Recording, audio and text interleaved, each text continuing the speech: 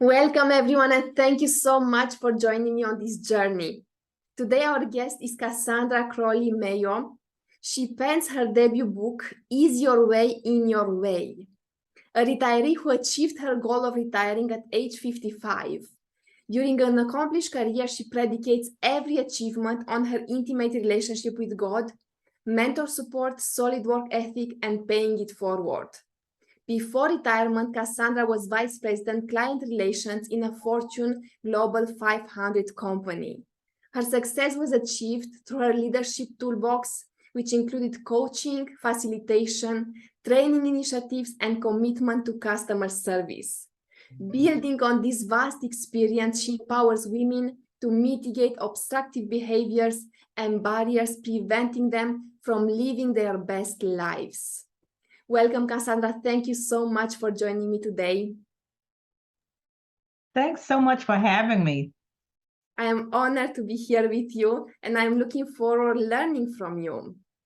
And the very first question today in our interview is, how did you start on this path of helping other women overcome their obstacles?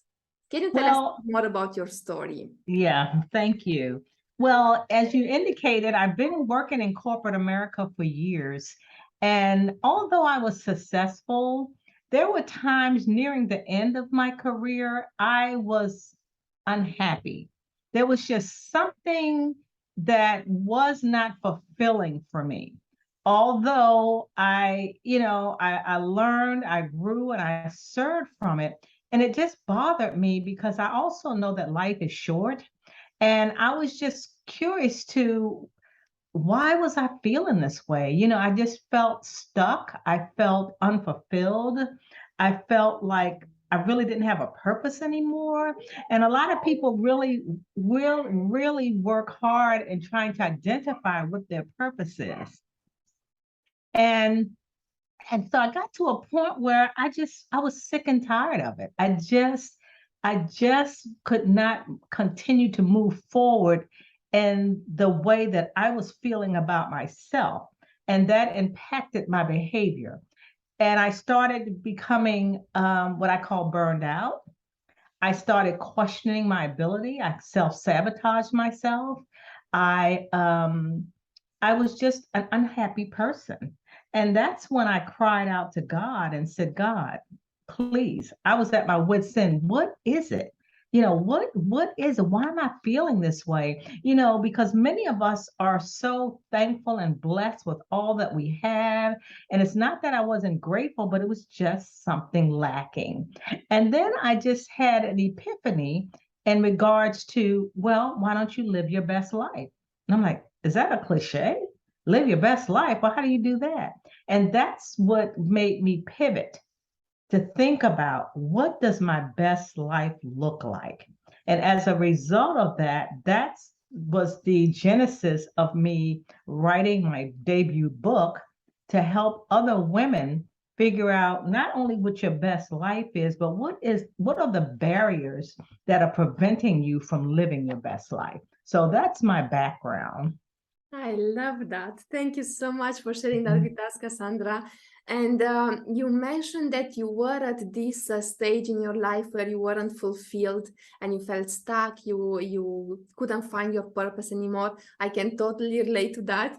I went through it as well. And I would say at certain point in time, I kept wondering as well, as you mentioned, whether this is really what I am supposed to do.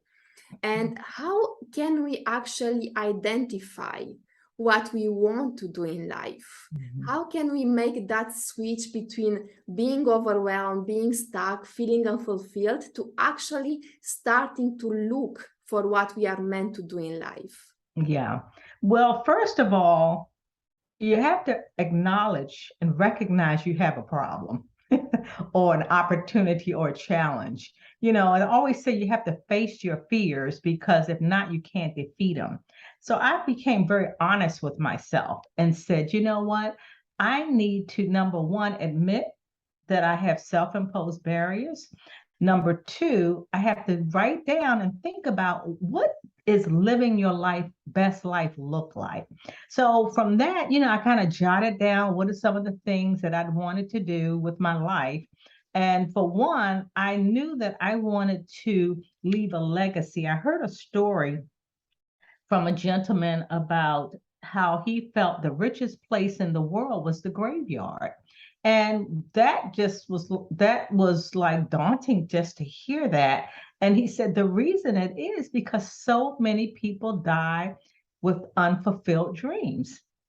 And I said, oh goodness, I definitely don't want to do that. And then right after that, I read another story by a young lady by the name of Bonnie Ware, who was a hospice nurse.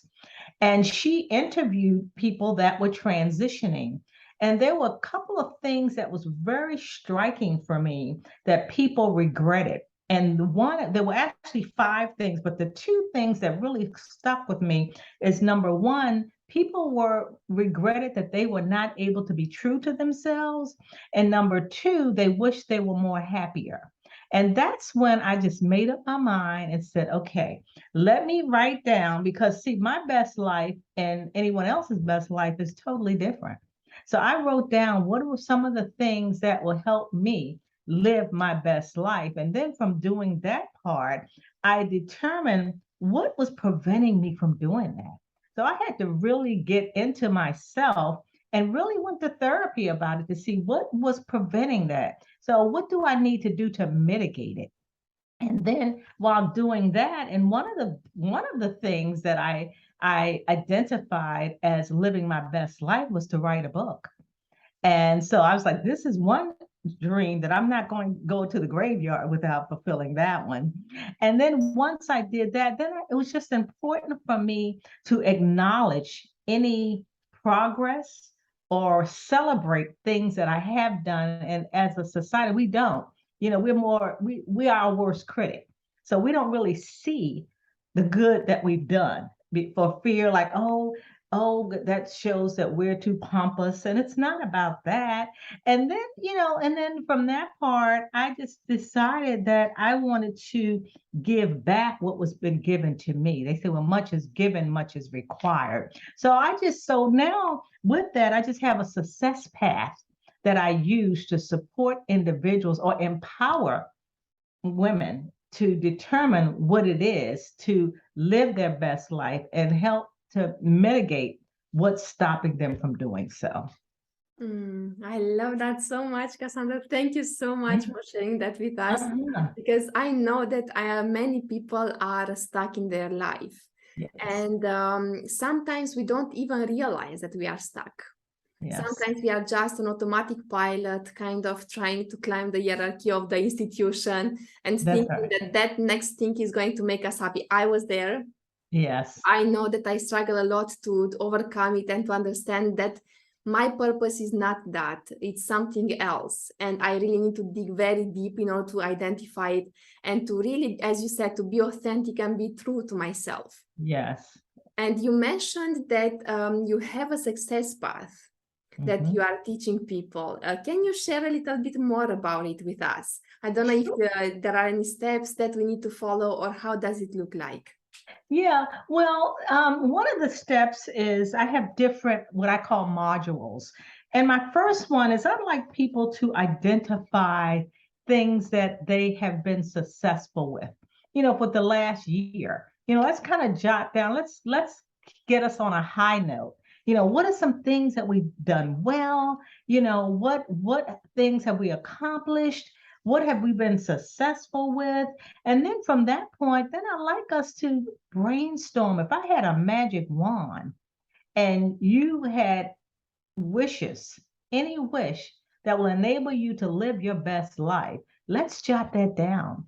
So we write that information down, and then we kind of look at it and say, now what's preventing you from doing that? It could be finances, it could be fear, it could be I don't know how, or it could be scars and resentments that we've had in our past.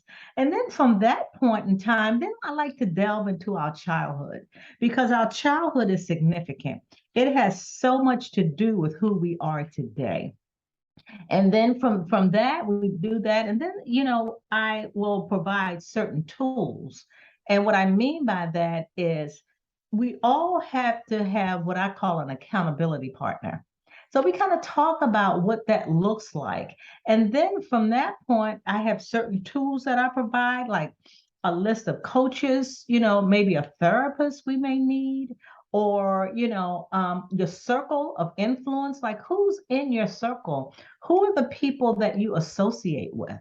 And I always say that if you're in a circle where you know everything, you need to find another circle. So I kind of go through that, and I also want to make sure the things that people and the path people go on is aligned with God. And the reason I say that, because I've had people to say, I want to make $1 million. Okay, that will make me happy. And then I take a deep dive into that and say, well, what will you do with it? Well, how are you going to do that? Because I think I don't even think the sky is the limit. I think if there's something that you want to do, you have in your heart to do it, I think it can be done, but you cannot do it alone. I love that. Thank you, Cassandra. Mm-hmm. Thank you so much. And you mentioned that this needs to be aligned, whether we call it God, whether it's the universe. I know that there are many beliefs out there, exactly. and I totally respect that. And do you think that also when it comes to the feminine energy, do you think that somehow we need to get more aligned to it as women? Is there maybe a connection with God, with identifying who we are deeply? Well, that's a fantastic question, because this is how I measure that. If you wake up in the morning with excited, when you have a purpose, I don't care what is going on in your circle, you will still strive for it. There's a quote by Helen Keller who says, the worst thing about being blind is to have sight, but you have no vision. And I believe having vision is an imperative. And I use that particular quote because that's biblical. That's what some people believe, whomever their authoritative figure is. So they're just things in the word that kind of helps me, like, well, first of all, like forgiveness. It's just hard for me to move forward if there's someone in my family that I've not forgiven, so I kind of look at some of those things, because that can be a barrier. That can be a scar. And another example is, like, my mom was very critical. And because she was critical, as I grew older and became an adult and more mature, I strive for perfection, because I want to make sure everything's just right. And there's no perfect person. So if you notice, as I share certain things, those are quotes or things that I found in the Bible, thou shalt not kill, I'm going to forge this life insurance policy so that I can make this amount of money. There are just certain things that that it's not the right thing to do. My thing, if it's ethical, moral, and legal, then okay. But if it's not, that's not the direction that we want to go in, and that's not someone that I'd like to work with. I understand. Thank you, Cassandra. Thank you so much. You mentioned that beyond the fact that we need to be aligned to really live our purpose and to live in a fulfilled manner. And you also mentioned the $1 million or 1 million euros, whatever people are looking for. And I know that we live in a society where money is a must. We cannot live without a financial income or financial situation. This is the reality. However, I know that many of us are kind of getting stuck on thinking that if I achieve that, I will be happy. And I know that not many of us reflect, as you mentioned, on why do we need that amount.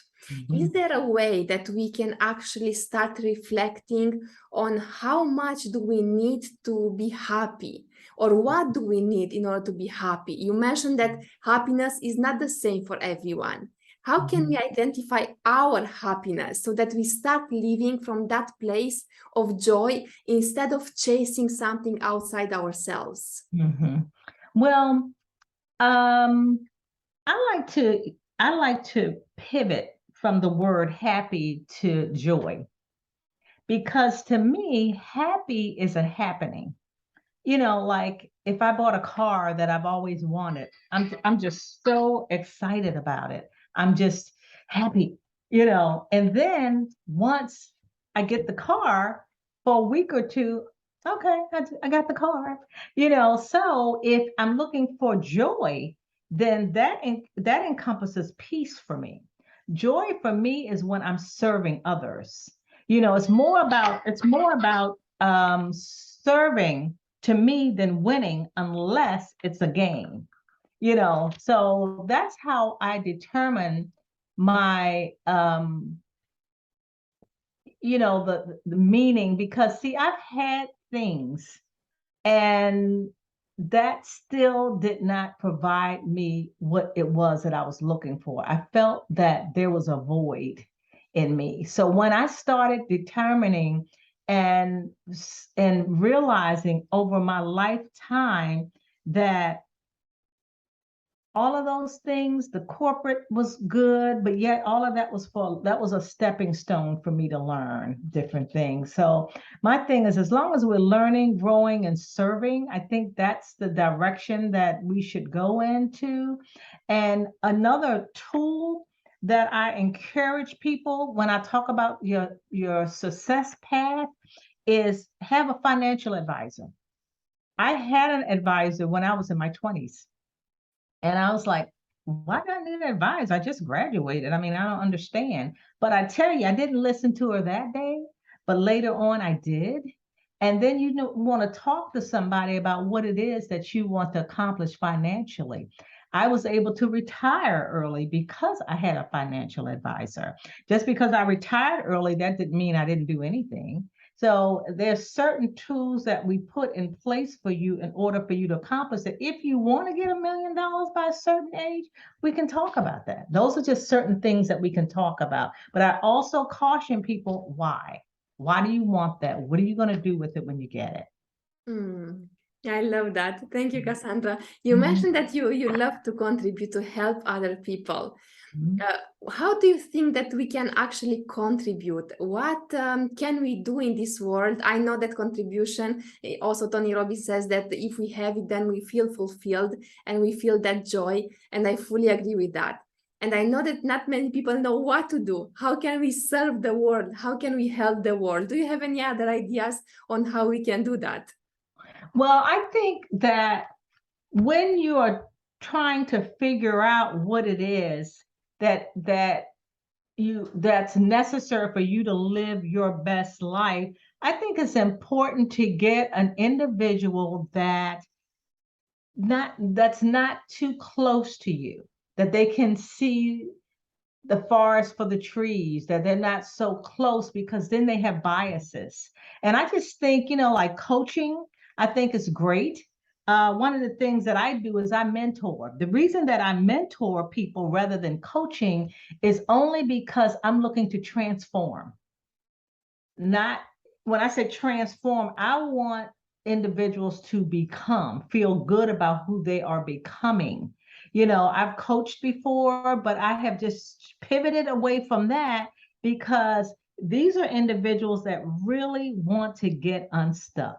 If they really, really want to do something about it. So this is something that's a permanent thing. I mean, we all cyclical. You may have a season in life where you're not feeling so great, but then the majority of the time it's like, you know what? I'm serious about getting unstuck. I really want this. Like a lot of people will say it, but they have to do the work to get there. And if they're open and willing and they want it bad enough and they're sick and tired of being sick and tired, then that's when the lever will move. Thank you. Thank you, Cassandra. Can you tell us a bit more about the mentoring? How do you serve your clients and what do you do in your sessions? Yeah, well, for my mentoring is I select my clients.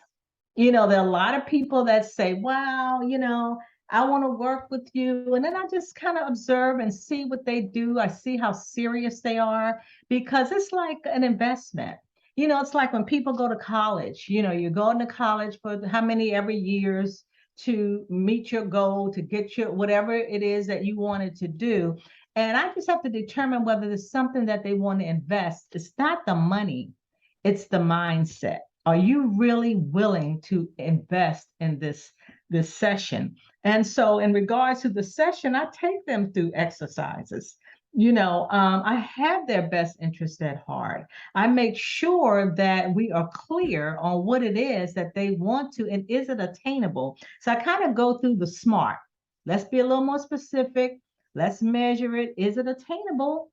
Is it realistic? And what's the time frame you would like to be able to accomplish that? So the success path that I have are those steps I spoke about earlier. And we just go through those steps. And I've mentored people that I still mentor. Sometimes we have coaches, and I realize, and I've had coaches in my life, but they're not, it may be for 6 months, and so this is a long term, it's like a relationship, it's a friendship, but it's on that individual as well. So they also have to put some skin in the game, is how I categorize that. Thank you, Cassandra. Thank you so much for joining me today and for helping us with all of these tips and tricks. I know that everyone needs to apply them. Yes. Can you tell us, before we close our interview today, who are you serving and how can people contact you if they wish to work with you? Well, I serve women. It's interesting. I serve Generation X and Y women, and I also serve Christian women. And I have my website and all my social media platform. And not only am I'm an author, but I'm a speaker as well. So if in fact, I'll have like a 15-minute to 30-minute consultation call. We'll talk about, what it is that it's always to me an end in mind. What is it that you like to accomplish? And then I kind of go through that. And then from that point, we have a mutual agreement whether we think the relationship will work for the both of us. And that's very important because it's a relationship. Yes, absolutely. And how can people contact you? They can contact me. I have a website, CassandraCrawley.com. I'm on all social media platforms, Cassandra Crawley or Cassandra Crawley Mayo. And I have my email is mayo@CassandraCrawley.com. But if you want to go on my website, that's CassandraCrawley.com. And all of my information is on my website.